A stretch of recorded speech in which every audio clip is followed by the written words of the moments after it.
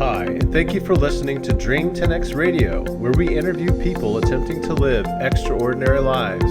Our twofold purpose is to both direct and inspire people bold enough to do the same. Dream 10X. Face your fears and make your life count. Hey, welcome to Dream 10X episode 59. It's your boy JC. And I'm Dr. Cable. And go ahead. I'm the random guy on the corner of the table, Brooks Willett. Here as a special guest. Super happy to be here with the Caples this evening. Yeah, he's my cousin, and he's in town for the week, and we roped him into being on our podcast, so we're very excited to have you with us. Thank you. Yeah. And we thought we'd let you tell us a little bit about what your adventure is this week. Sure. That you're undertaking. Absolutely, yeah. So it just happened to work out. I love biking. I love endurance sports, and the Caples and I, we'd explored several different crazy ideas in the past. James and I, way back when, we tried to get on the Amazing Race together. That didn't work out. Dr. Capel, JC, amazing. Yeah, that's right. Long time ago. Too long ago. Too long ago. We tried to get on Eco Challenge Patagonia a couple years ago, and then they canceled the show. Yeah, they knew we were going to dominate, so they're just like, "Well, we can't even have a show." So I did a 2-day bike packing trip with a friend out in Washington State when I lived out in Seattle, and it was terrible and it was great all at the same time. I was telling Cindy earlier that on day 2, with about 10 miles to go to our truck, in the middle of an Army training center, I slashed my tire, busted my inner tube, and so we ended up putting my tire back together with all the patches I had in my kit, put my spare tube in, and then gingerly and quickly rode as fast as we could back to the truck so I would still have a rear tire. Survived the trip, we made it back, and I apparently want to do more. And so now, rather than just like a 180-mile trip, I'm up here going to do the C&O Canal Towpath Trail to the Gap Greater Allegheny Passage Trail. It'll be about 350 miles from here to Pittsburgh. Going to do it over 3 days. And so this is, in my world, I would love to ride all the way across the country. So probably not quite there yet. So doing it, in terms of just time and commitments with family and work. But, this is worked with a family. This is kind of a birthday present to myself, where I get to me too. To you as well. Get to go do this for the next week. And yeah, super excited, super looking forward to that. And hopefully many more adventures to come. That's awesome. So that's sorry. You have something? I don't want to cut you off. No, go ahead. No. I always get chastised off camera for cutting her off, so Sure. I don't want to do that. So I love how one of the things we talk about in Dream 10X is building in adventures into your life, your daily life, and how do you get off work and how do you get the time. So I love that you've built this really epic micro adventure into your whole system. So yeah, it's pretty awesome. Yeah, and even really about 4 years ago, I was basically presented with a job opportunity to go work for AWS out in Seattle. So all opinions are my own. I'm a senior software development manager with AWS, but about 4 years ago, a recruiter called me up and was like, "Hey, do you want to come work for AWS? Do you want to move across the country?" I had been to Seattle before when I was super, super little, super young, so I didn't know a ton about the city. But basically, it reached a point in my life where I knew, there were several things I wanted more of. I wanted more outside time. I wanted more exercise. I wanted to try to reduce my carbon footprint. And so all these things were kind of in the back of my mind of, like, on one hand, like, professionally, like, working for AWS, like, yeah, that'd be really cool. And then as I was talking to people about, like, I accepted the offer and we moved out, the kind of joke was, well, I'm moving across the country so I can bike to work every day. And so, for about a year and a half pre-pandemic, I was doing 100 miles a week, 10 miles each way, 5 days a week. And like that was, the fitting the adventure in. And like that was the most I'd ever really been able to cycle consistently in my life. We were a one-car family, which, my wife and I had been when we were early in our marriage. We'd been a one-car family, and that was super, in a weird way, exciting for us. And then to be able to do that again now with 2 and then 3 kids, it was just, it was super cool. And fitting it in and kind of building that just as part of your life rather than this sort of bolt-on. And so now it's mostly working from home. And so then there are different ways of how do you kind of fit that adventure and how do you scratch some of those itches that you may have for adventure. Yeah, it's hard, but I'm pleased to see that you're doing it. We figured out a way, some fashion as well.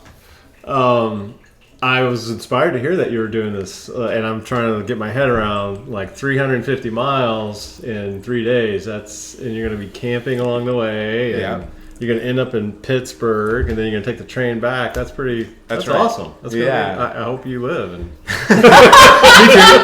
Me too. I hope I see you on the other side of this trip, like here in this world, in this life. Yeah, I mean, I think there's certain bits of sort of safety built in, so it's a pretty well established path. It's not in the middle of nowhere. There's shops along the way, so it's trying to take those sort of calculated risks, and it's isolated from vehicular traffic, so you don't have to worry about people on their phones hitting you while you're riding your bike. And so that certainly is a huge draw, and it's also even like for the family, like, okay, we're going to support you through this again because they want to see me on the other side as well. Yeah. But yeah, I mean the physical aspect of it, and like the logistics of like what do you need to survive for 350 miles in 3 days? So I had to make choices. Like I have a camp stove I love. But I left it behind, because it's one of those trips of like, I don't have enough space. Like I need to take a filter, like in terms of priorities, like I need to be able to filter water if I need it. Are you going to drink from a stream using the filter? Potentially, what do you have? Is it a Life Straw or something? No, it's a Katadyn. I don't know the particular brand, but it's one of the higher and high volume. It's a Swiss company that makes really high end water filters. But then we're close enough to. I'll be close enough to civilization where I plan to eat most of my meals. I did pack some protein bars and energy bars to help get me along the way. I have some electrolyte powder to be able to add in. So trying to kind of make those trade-offs of like, what do you need? I had hoped the weather was going to be nicer, so live in South Carolina now, and I'd actually hoped to not have to bring a whole sleeping bag. Was just going to bring like a sheet that would be enough, and it was like, it's getting in the 40s. Like, I'm bringing a sleeping bag. I'm not dealing with being cold at the end of a long day of riding. Yeah. So getting all of that kit on your bike was a challenge as well, but you seem to have done a great job of doing that. I was really impressed. Yeah, and then the logistics of like, hey, I'm going to be on a 7.5-8 hour train ride from Pittsburgh back to DC. It's 100% full at this point. It's like, as much as I love biking, the train is full. Like, people probably wouldn't love it as much if like, hey, I've been 3 days on the trail. I haven't showered. I'm still wearing my bicycle That's kit. the good way to get all the seating cleared out. Yeah, so I'm gonna get a hotel. Even though it's an early morning train, I'm gonna get a hotel. I'm gonna get showered. And so part of that like precious space is I have a clean set of clothes, because it's like one of those things of like, this is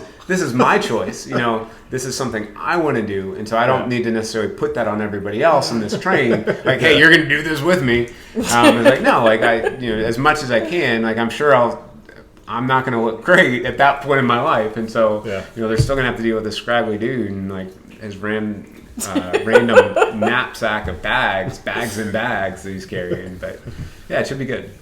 Cool, and I was inspired by that. I'm also inspired to hear. I've never heard your desire to like sail around the world, so that was good to hear. Like, other people in our family don't talk about crazy stuff like that. I know. Well, and I think this is part of their, other than we talk about kind of in family settings. I'm a little bit younger than James, and so there's a certain aspect. I know it's hard to believe. It's hard to tell. Really hard to tell. But and even now, like if you wanted to, swear the opposite, but you could still probably pummel me if you really, really wanted to.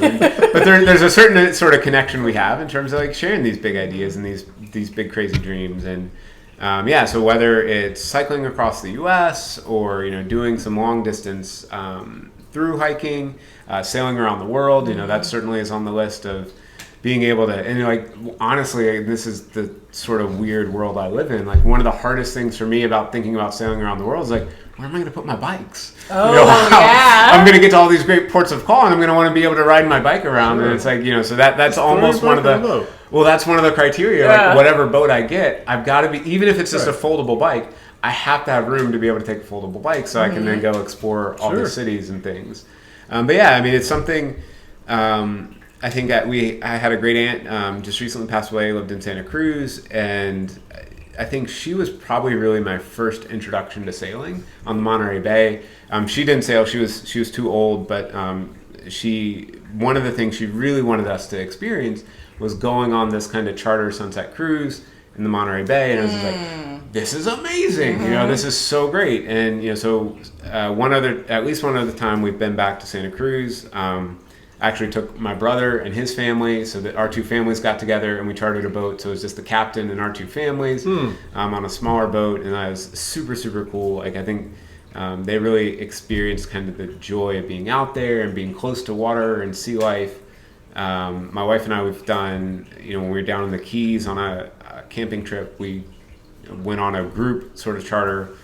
One of the presents, speaking of birthday presents to myself, highly kind of biased obviously towards experience at this point in my life, when we moved out to Seattle, was a coworker found out I would like to sail, and he's like, oh, the sailing club is offering this really great deal on ASA 101 sailing, so you can become a crew member. And so that was my birthday present to myself. Nice. The first year out in Seattle was cool. ASA 101. And so, there are a couple other times to get to sail with him, this coworker, as well as this other sort of sailing opportunities in Seattle. And I think it's just continued to grow. There's obviously a lot of logistics I haven't figured out for what that would look like, but I think in terms of sort of maybe big, crazy big life goals, sailing around the world would be one. And even now kind of mentally preparing that list of like, okay, where are the ports I'd want to go?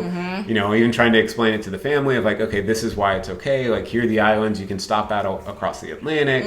Here's the route across the Pacific. Here's where you refuel, restock all your supplies. So we'll see. Maybe one day we'll all crew a sailboat. Yeah. Don't need some adventure reality show. I'm just down. do it ourselves. Yeah. Heck yeah. We don't need to be on TV, but That's right. But hey, if you want me to be on TV, one of the cool things I really enjoy about these big, planning these big adventures is trying to figure out all the steps that you need to go through to get it actually done, to execute it. Yeah. Even though it's really painful, it can be really painful at times, figuring out all the things you need to learn, all the logistics you need to take care of, and all that stuff. I like that challenge more and more. I like the big things that require a lot of logistical planning and learning and things like that. What are you laughing at? Nothing. Come on, you're smirking at me. Do you not think that's the case? No, I think that's totally the case. Oh, okay. Yeah. I was just wondering if you were like, he doesn't know how to plan anything. I'm going to do his own planning around here. Well, I mean, I think it's counterintuitive for a lot of folks of like, oh, you want the adrenaline, you want the endorphins.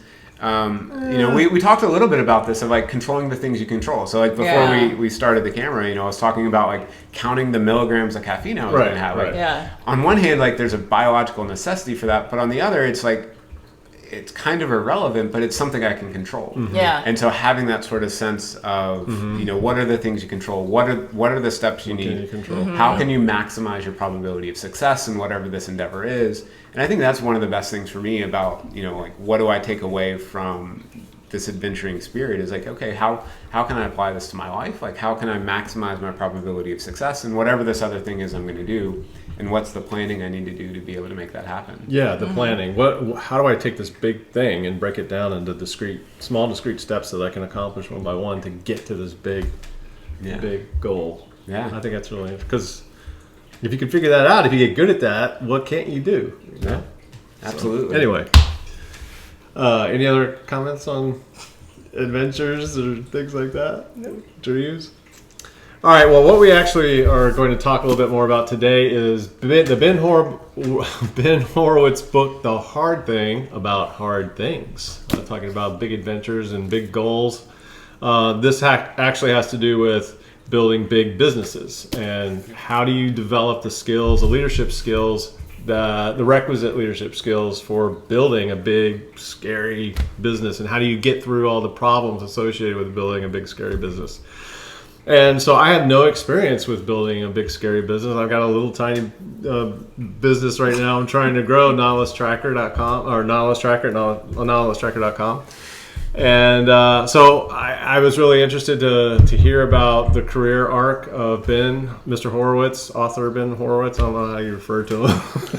The esteemed Mr. Horowitz. and how he went from becoming just a regular technology guy to becoming the CEO of a large, fast-growing, publicly traded two companies, I think, Opsware and as well as LoudCloud. And so one of the reasons I thought it would be great to have you on the podcast is because you work for AWS, and Mr. Horowitz was the CEO of probably one of the first cloud companies in the world, LoudCloud, in the 90s. And so I thought that was there might be some good discussion there about cloud companies. Okay, so I just wanted to talk a little bit about who Horowitz is and how he got his kind of start, and then talk about some of the key takeaways that he offers in the second half of the book about how to be a great CEO and some of the leadership principles that he imparts in the book. So he starts out working for a company called Silicon Graphics, which I thought was pretty cool because I got my start as an early learning Unix system administration using SGI machines and learning IRIX a little bit. And I also worked on Sun Solaris kind of at the same time. And I thought, oh, wow, that's cool. He actually worked for SGI. And I'm not really sure what he did there, but he ended up working a lot of hours and discovered that, hey, I really need to spend more time with my family. And so he jumped ship there and went to work for, I think it was Lotus or some other company after that. And ironically, not too soon thereafter, he saw this neat, shiny thing called a web browser. And it was called Mosaic. Oh, and have you ever used Mosaic? I have. You have? Yeah, way back in the day. Have you? You probably have. You're too young. I used Mosaic, and I was blown away. I mean, you had that little dinosaur or lizard in the top right-hand corner with the shooting stars and stuff whenever you'd visit a new URL. And it was just so cool to see that and then see some like text and graphics appear. And back in the day, prior to that, all you had was like FTP clients and Telnet and non-visual tools for browsing the internet, Gopher and Archie, and those are really old tools. But so Mosaic was a really cool thing. It opened up the whole world really with this hypertext markup language and being able to browse computers all over the world, basically. So he went to go, and this was Netscape. The company Netscape was behind the browser that was being built.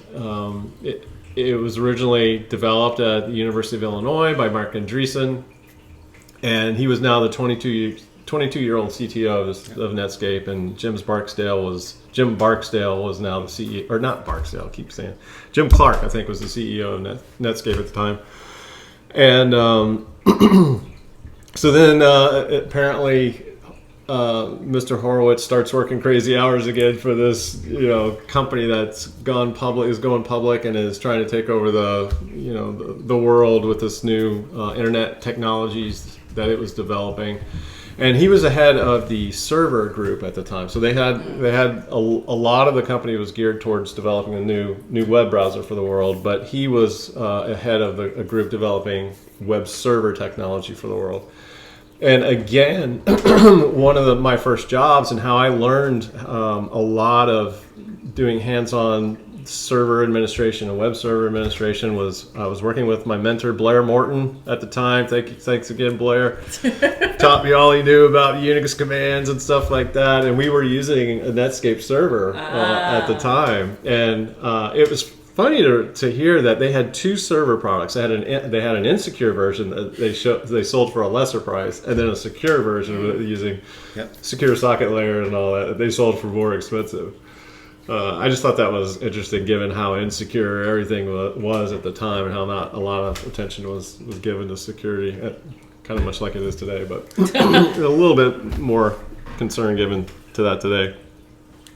So they went on, and the company grew like crazy. And I have a link in the blog about the web browser group and how Microsoft started coming at them with their bundling of the Internet Explorer with Windows 95 and just trying to take them out of the market. And so one way that Netscape tried to counter that was by releasing the Mosaic or Mozilla source code as open source, and in the hopes that they would get a large community of people working on that code base and, creating an even better web browser than what Microsoft was throwing at them.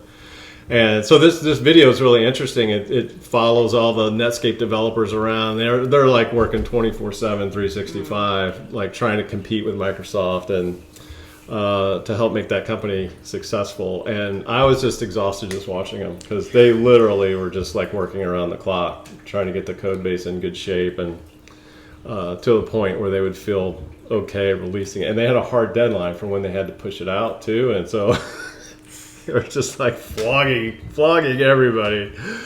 Anyway, that was kind of cloud scary. distribution. Like they were shipping media, so that this was a real hard deadline that they couldn't miss. Could not miss it. And it was intense. It seemed like it was pretty intense, but it was really cool to see how they were doing the baking there behind the scenes. Kind of enjoyed that. So Microsoft came at them hard. They released a source code to kind of counteract the threat, and the company was doing okay, but Microsoft was just pounding them. And when Microsoft comes at you, it's hard to beat a company like that. So they ended up selling the company to AOL, which I thought was also interesting for a couple reasons. One, because it's AOL and it's in Virginia. Like, it's not a Silicon Valley company. So here this high-tech Silicon Valley company is selling to a media company in Virginia. That's really ironic. Yeah. Yet they're still very proud about being the Silicon Valley, Anyway, and then the other thing is it's a content company versus a technology company. And the technology company was the one that was making all the money. So I just wonder what that says about the market and how people perceive the market. Mm-hmm. Even though the technology that came out of Netscape was awesome, like the web browser, awesome. The web servers were awesome. Cookies were invented there. JavaScript was invented there. LDAP came out of there, Lightweight Directory Access Protocol. So many cool things came out of Netscape. It was such a great technology company, yet the kind of the dumber content company in Virginia is the one. Yeah, I mean, cool. To a certain extent, like they had the purse, they had the resources, they could continue to fund. Mm-hmm. It gave them a little bit of a niche in terms of kind of their own branding of like, oh, well, obviously we're a technology company. Look, we just bought Netscape. There's several things there that are kind of interesting as you think about the history of technology and innovation and how technology continues living on. And I think this is one of the things that you'll hear a lot in some of the tech startups of, what is the technology itself is almost the vision. And so then if there's a way, whether it's through open sourcing your code or through being acquired by a company that shares the same vision, sometimes that is the exit strategy, is to see the technology continue to be able to grow and influence the world. Which, Ben definitely makes a point about, particularly around the LDAP and SSL, which is also a Netscape. So many of those core internet technologies really came out of this company, which is kind of phenomenal. And all that lives today and is like the underpinning of so many core technologies that we use on the internet today. Okay, so AOL, so they stayed at Ben Horowitz and Marc Andreessen, they stayed at AOL for a time, and then they decided to go on and start another company after that, as they do.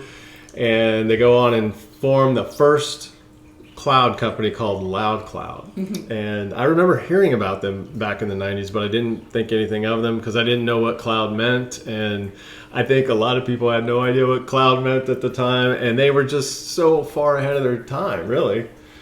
And so then now, at this point, Ben Horowitz is the CEO of LoudCloud, and I think Marc Andreessen is chief operating officer or something like that.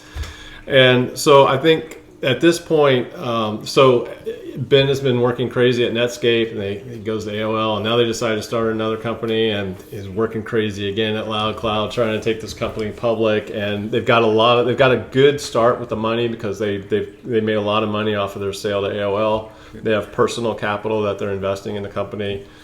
I think Andreessen invested something like $6 million, and then they got a bunch of money from other people as well. Be a Viking. Get your Viking Rose hoodie, t-shirt, hat, or water bottle, and join the adventure. www.vikingrose.com. Perkins, I believe, was also an investor in Loud Cloud. And with Kleiner Perkins, if you recall from our previous episode talking about the $1 trillion coach, came Bill Campbell, who was an awesome coach and helped protect the investments that Kleiner Perkins was making by helping the companies be successful. So one of the great things that Ben Horowitz benefited from as the CEO of Loud Cloud was the counsel of Coach Bill Campbell. And so he got to be led through the disaster that was the dot-com bust of 1990s by bouncing ideas off of Bill Campbell when that happened. So that, of course, made a really hard market for them to survive, and money was definitely tight, and it was hard to do sales at the time because nobody was buying. And they were able to get some subsequent investment rounds during that time, but then nobody was buying anything, so they ran out of money again, and it was just a constant struggle to keep the company alive.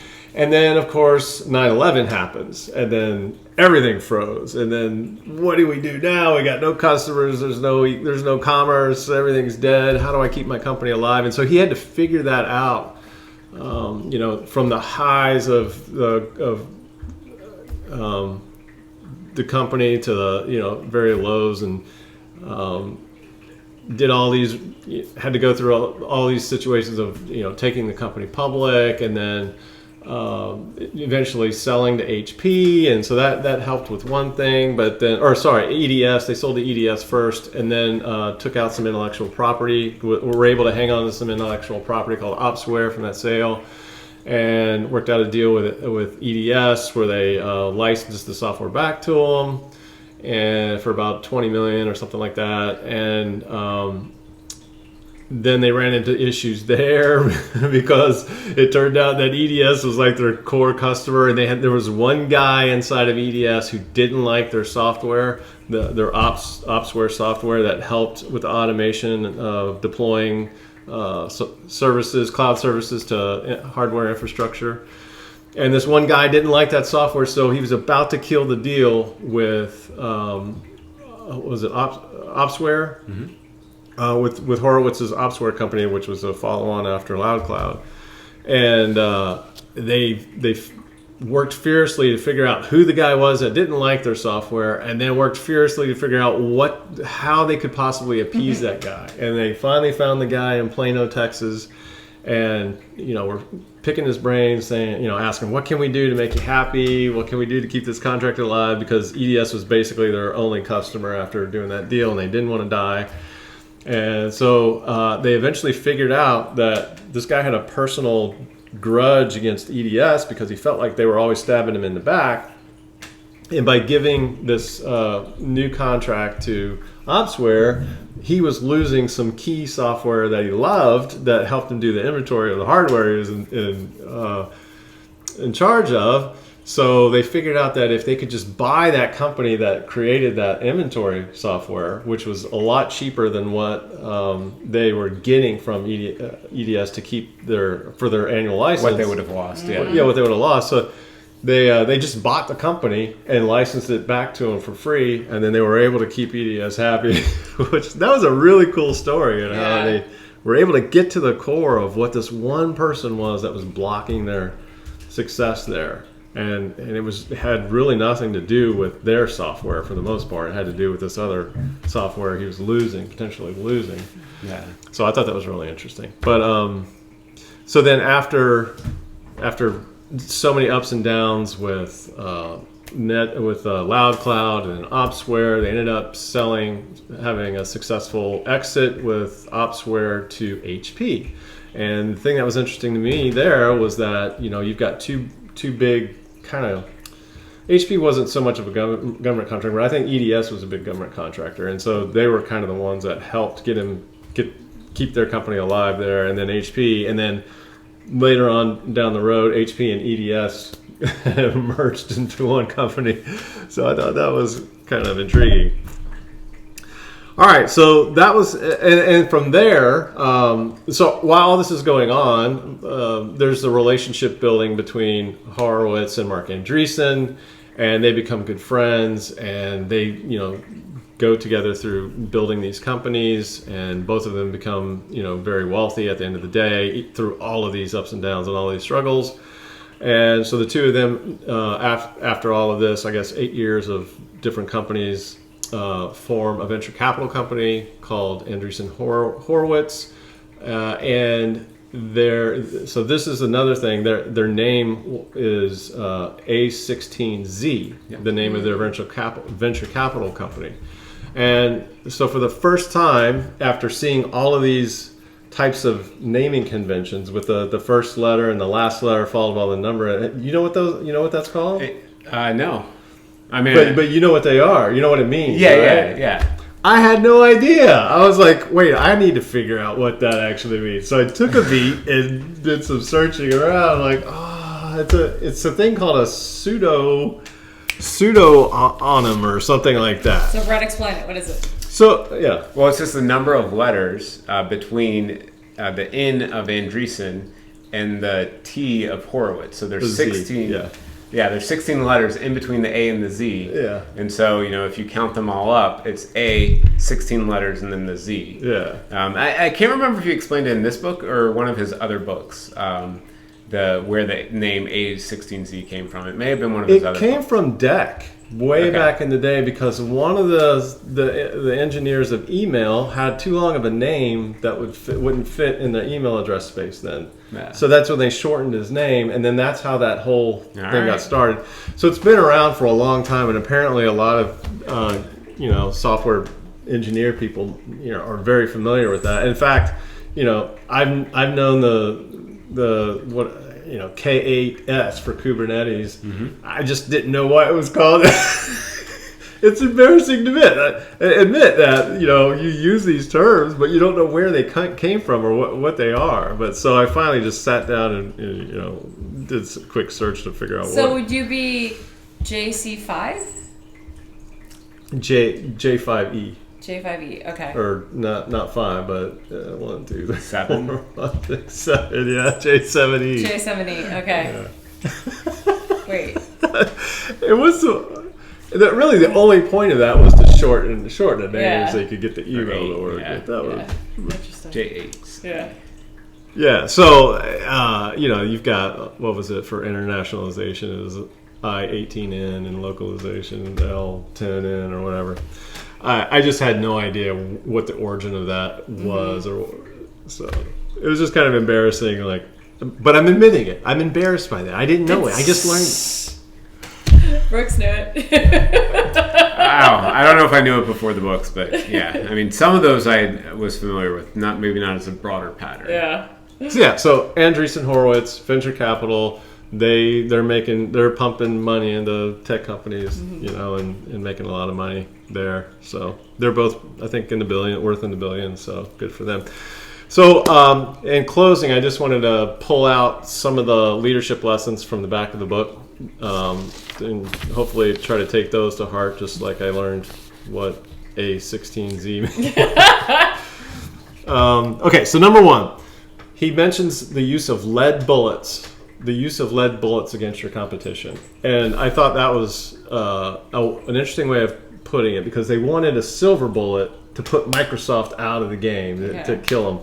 But the discussion internally was, well, there is no silver bullet. We can't kill these guys. It's going to take a bunch of lead bullets. We're just going to have to outperform them on a product per product basis and price by price basis. I'm just going to have to hit them head to head in order to win at the game that they were playing against the competition. So I thought that was interesting.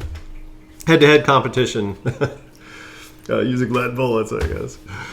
Number 2 was the relationship with Bill Campbell. So he comes up again in another company, and I just really loved how Kleiner Perkins pulled him in as like their silver bullet. He really was their silver bullet. Whenever they invested in a company, you're like, hey, with that investment, you're going to get our Navy SEAL, our Special Forces business guy to help you return a profit from our investment. And that was Bill Campbell. So number 3.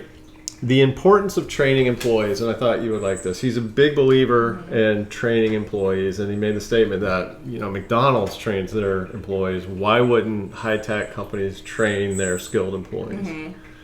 So, Brooks, I'm curious from your perspective with that question, like how do you make sure your employees get the development they need in directions that they want to go, as well as that are going to help the company? Yeah, that aspect of desire is super, super important. I was relating to somebody today at work. Like there's early in my tenure with my current company, there was an engineer, super, super talented.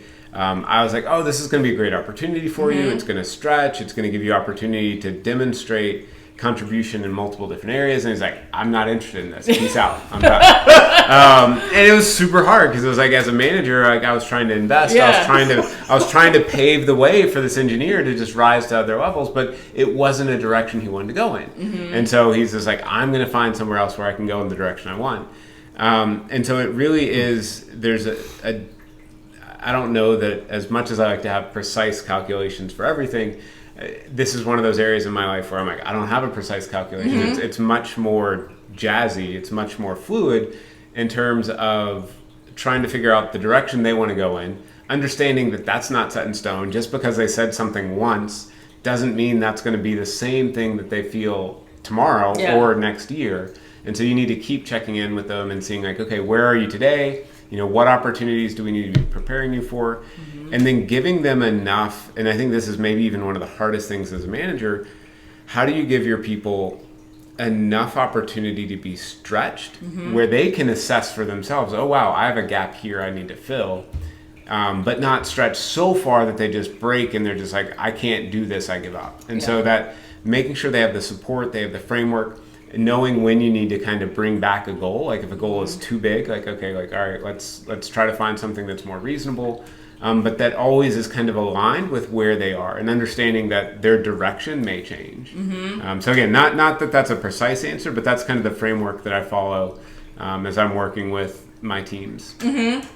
So do you go out and intentionally look for opportunities for your teammates? Yeah, absolutely. So I mean, so now that I have several managers reporting to me, I mean, one of the things I'll talk about with them is like, listen, like there are two aspects for our planning process. So one is absolutely like, in the Amazon framework, always working backwards from our customers. We talk a lot about that. Like, we want to be the Earth's most customer-obsessed, customer-centric company. So like the customer is everything for us. So we've got to work backwards from them, make sure we're meeting their needs. But then the other aspect is like as a people manager, our engineers are our customers. Like we have to have that mindset of what are their needs, what are the things they need, and so then there becomes this real balance of how do you obsess over your external customers, how do you take care of your internal customers, but how do you also grow your people, and how do you align the opportunities within that sort of framework of the upcoming features or projects that you have to help them each grow where they are. Yeah. That's fantastic. It's very hard to do, I think. And it definitely takes a lot of time and really getting to know those people and then knowing the organization and finding those opportunities. Like I found as a manager, it's sometimes really hard to find those opportunities. And so fortunately, like we just go externally when we need to. But yeah, it's I love that you're doing that. Absolutely. Wow, I like that. You guys, I love how you're focused on people. It's interesting. That's why we're supervisors. It's why you're super people. I did want to point out that I thought there was a little bit of a hypocritical statement later on in the book about training where he says, my executives, I expect to have what they need to hit the ground running. I don't have time to train my executives. Well, so that, like, from what I do for a living, we need to be training our people from the first day they come in the door, and that never happens. It's always, we need to focus on supervisors and executives. So by the time you get there, you don't know your ass from a tea kettle. And get where? Up the chain to that level? So we're going to promote you because you do your job really well, not because you're really good at with people or anything else. And then they're in an executive position, maybe because they wanted to promote them out of the way. Anyway, it happens a lot. And then they are in a leadership role. They have a team. It's falling apart. They don't know how to lead. So we need to start from the ground up.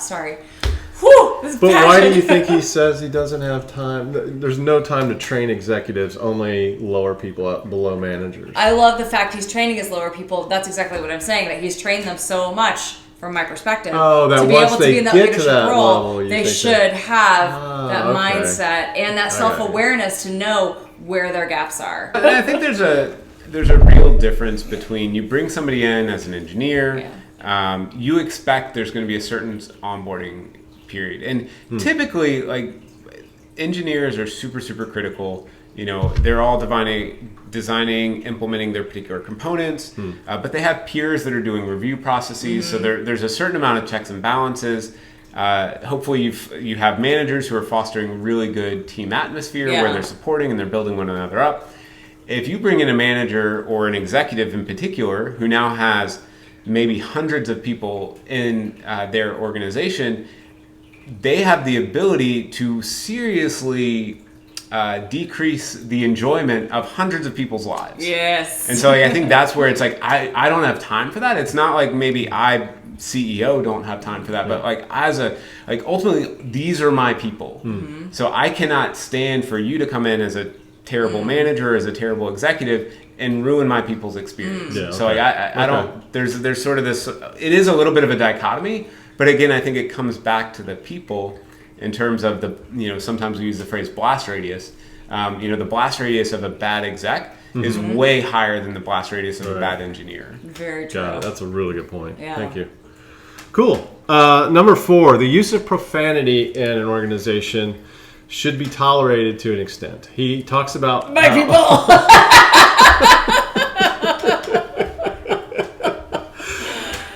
He talks about at one point some of the people in the organization and the company were offended by the use of profanity and thought that he should make it a law that no profanity in the organization. However, especially in engineering companies and software engineering companies, profanity is usually, the status quo, and it's a means of catharsis. And when you talk to a machine, that's the only way you can get a machine's attention is to cuss at it, right? So. Well, and he has some good points. Like, there's nuance that he adds in the book of, like, it's not to be used to abuse. It's not to be used to make somebody feel unsafe. Yeah. Like, any of that is, like, zero tolerance. Like, that's not okay. Right. If it's a question of manners or, like, what's proper language, I think that's where he's really like, what is proper language? Right. And I think this is where, I don't know if you're going to talk about hip-hop at all. No, I wasn't going to. And I think there's this broader sort of influence of where, particularly outside of certain cultural segments, like, using 4-letter words isn't seen problematic. Right. Yeah. And there's a lot of, if my brother were here, he could talk to you about verbal bleaching and a lot of other things, that kind of go into this concept of, like, changing or stripping the meaning of words to, partly as coping mechanism and partly just like, this is what you know. And so I think kind of understanding that it's maybe bigger than just like what's prim and proper, and particularly in the engineering sense of, we see that a lot. We hear that a lot of, like, you have to be willing to break some things. And, we use this phrase, either fail fast or fail safe. Like, that has to be a part of an engineer's mindset of how do you break things, but do it in a safe way?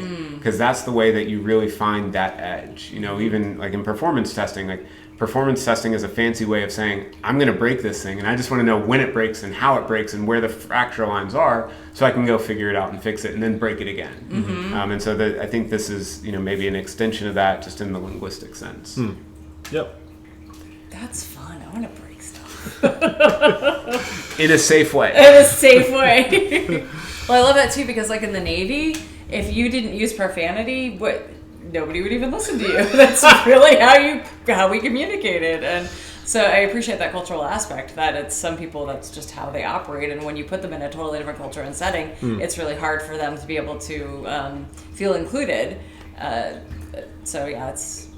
And every company is different. Like I've seen several different cultures in terms of organizations I've worked for, in terms of what is tolerated, which 4-letter words are okay, which ones are not, how many times you can say it in a particular, like maybe the first time you drop something, it's okay, but then by the third time, somebody's going to be like, all right, slow it down. You need to find another word, like expand your vocabulary. But so yeah, just understanding your audience and like to your point of the Navy, like know your audience, know what's going to communicate that message, and then be willing to make a safe place where people can communicate themselves and be heard. Yeah. One of the things I love about Bill Campbell is that he would drop the F-bomb all the time. Like he was a football coach at heart and just would tell it like it is and cuss at you or whatever to get his point across. Yeah, well, I mean, there's a quote in the book of, in one of those early days, I think it was, with Netscape, if I'm not mistaken, where Bill Campbell's coming in and he's like, it's not about the money, Ben. And Ben takes a sigh of relief. He's like, phew. And then Bill says, it's about the effing money. Yeah. And it's like, yeah, it's whether he should take the company public. I think it's Loud Cloud. Loud Cloud. So it's not about the money. Which we should talk about cash flow at some point if you're not going to do that. But we'll come back to that. Okay, I won't. You bring that up. All right. So profanity. Hey, I got a lot of good discussion. Number 5, the importance of one-on-ones. And so he was big on one-on-ones, and you all do one-on-ones. And so it's big in your companies as well, I assume. And I think one-on-ones is important because it facilitates the vertical flow of information up to the top. Otherwise, how are the people at the top going to know what's going on really at the bottom unless that information gets bubbled up through one-on-ones? What else?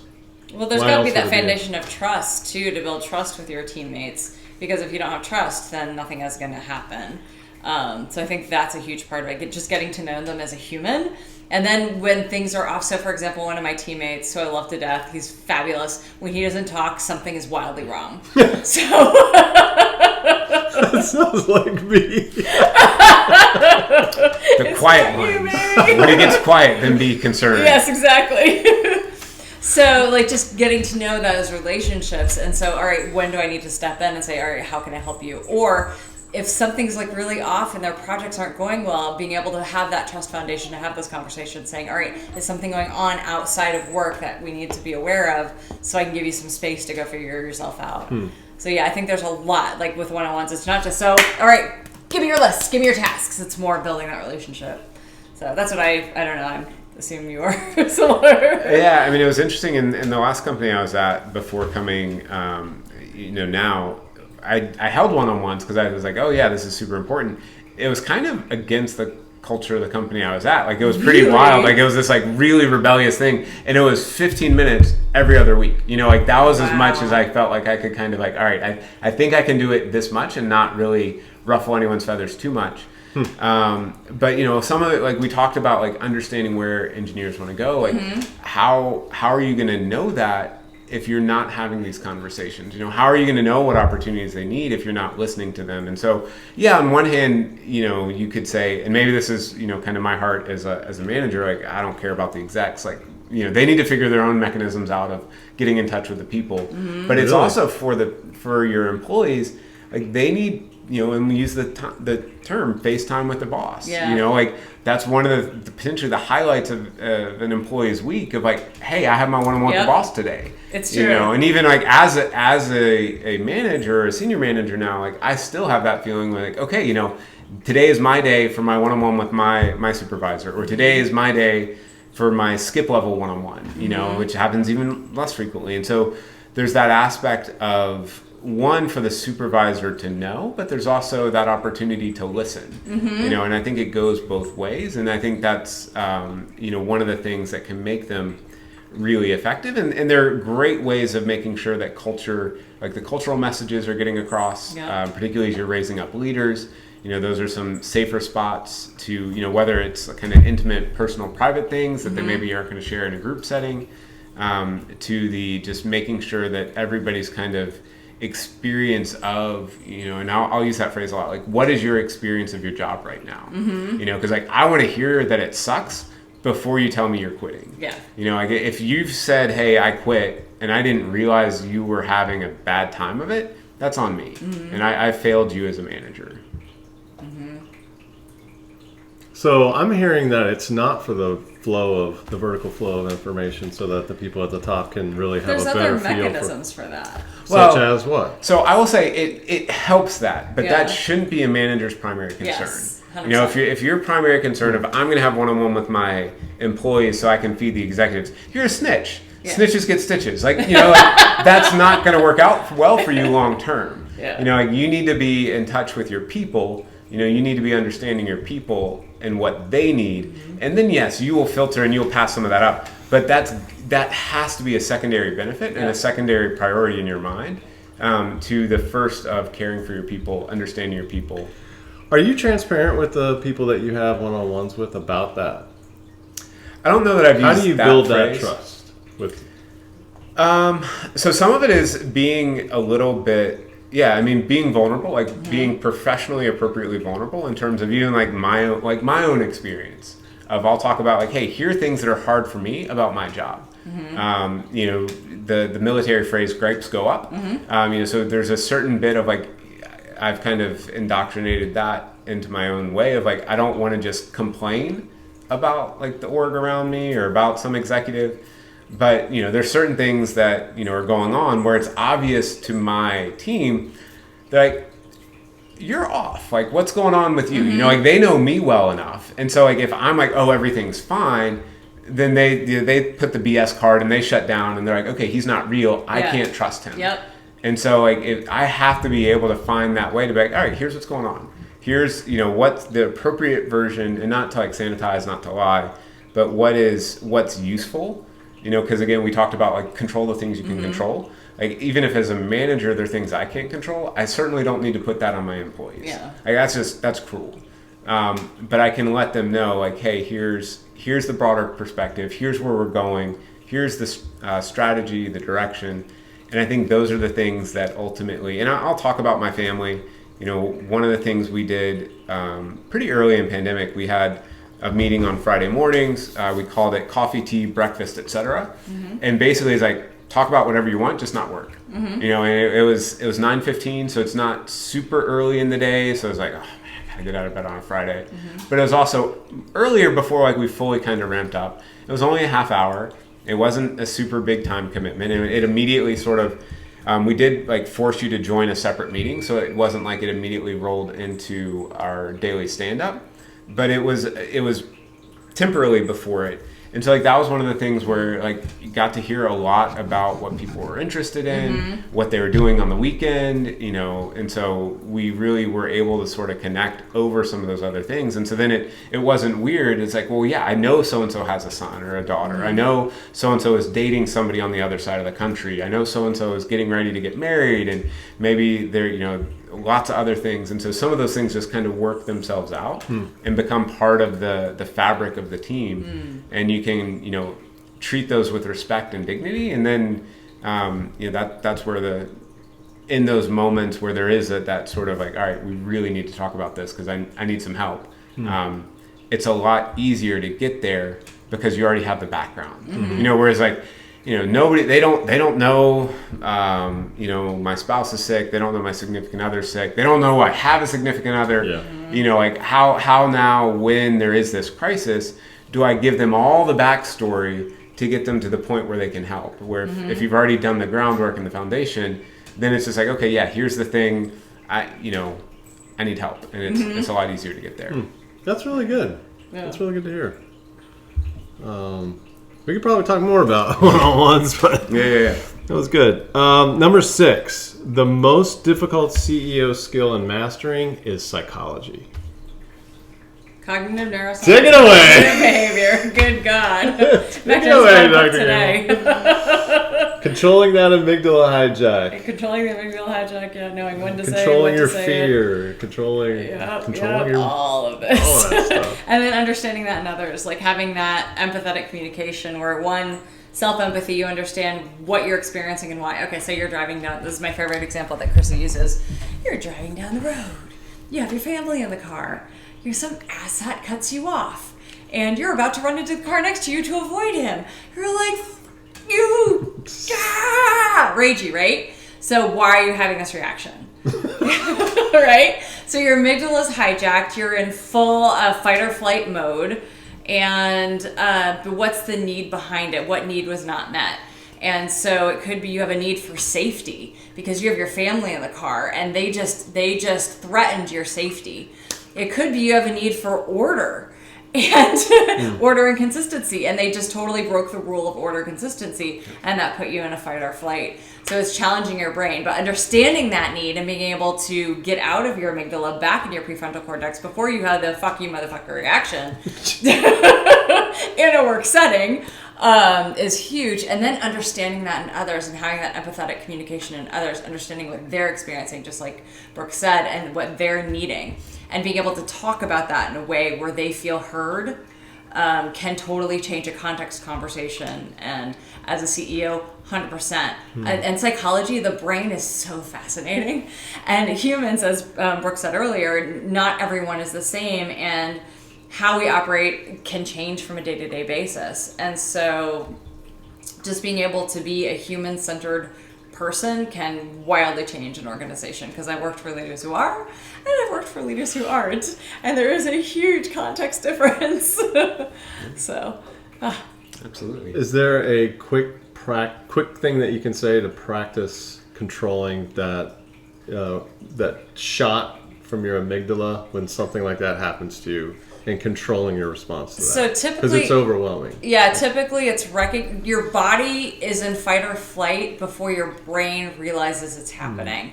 So it's really physiologically understanding those key factors. Like, all right, so when you're in amygdala hijacked, what typically happens to you? I bubble up from my gut really quick, and I lash out verbally. Okay, so you feel it in your gut first. Does your heart race at all? It's too fast. It's too fast. Okay.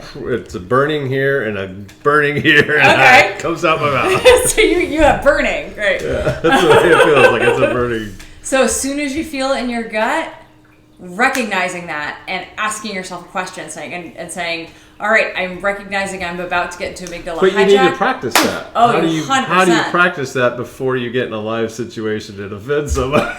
Mindfulness and intention. And really practicing, I shouldn't say this. I really shouldn't say this. But sometimes how do you really trigger that? Like, that's the thing. Do you want me to start triggering? I guess it's a rhetorical question. No, how do you really trigger that? You have to get those neural pathways built before you're in an amygdala hijack. Yeah, okay. So if you start practicing now in like safe situations, and sometimes it's conditioning. So for example, one of my teammates and I will have conversations, and she practices this with others. So she'll use triggering words to get me to that point where I'm starting to react. Then I'm like, okay, stop. And then I get back control.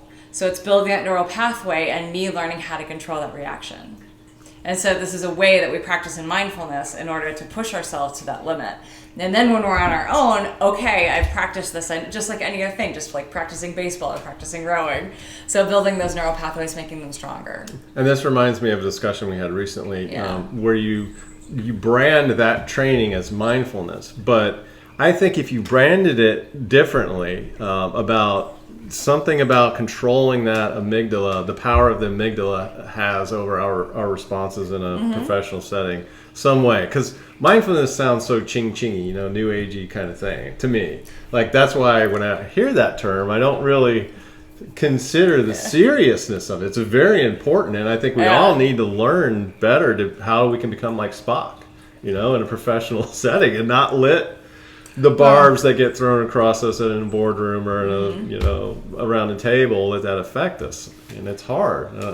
Yeah, it's really hard. And I mean, I think Stephen Covey talks about it in his Habits of Highly Effective People, the interrupting, interrupting, that taking that pause.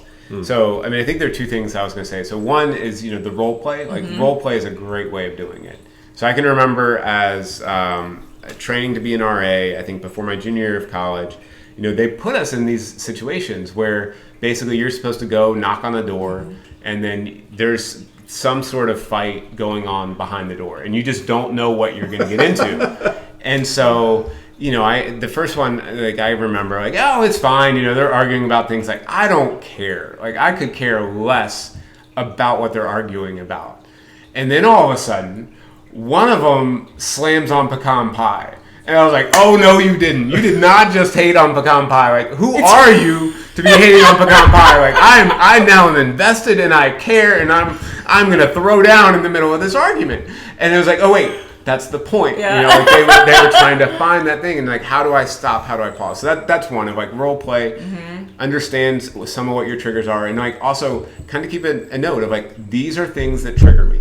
You know, these are going to be some of the things that just set me off.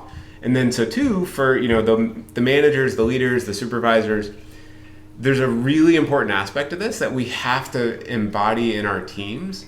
Of it doesn't do James any good if he's worked on all his new age Spock mindfulness, interrupting himself. If he is in a team in an org that doesn't give him space to do that. So if he's in a meeting where James is working overdrive to stop the amygdala hijack, but then the conversation keeps going because people are talking over themselves and they're not giving room, and particularly now in hybrid settings or in virtual settings, you know, there aren't those clear ways. Like sometimes you feel like the only way is to like just throw down, and you know, so as leaders, we've got to figure out ways to create organizations, to have mechanisms where people don't have to basically throw gasoline on their amygdala in order to be heard. And that's super, super hard of like, how do you do that? Like one, you're, you know, trying to do it for yourself of how do I stop my own sort of triggers? But then two, how do I create a safe place that allows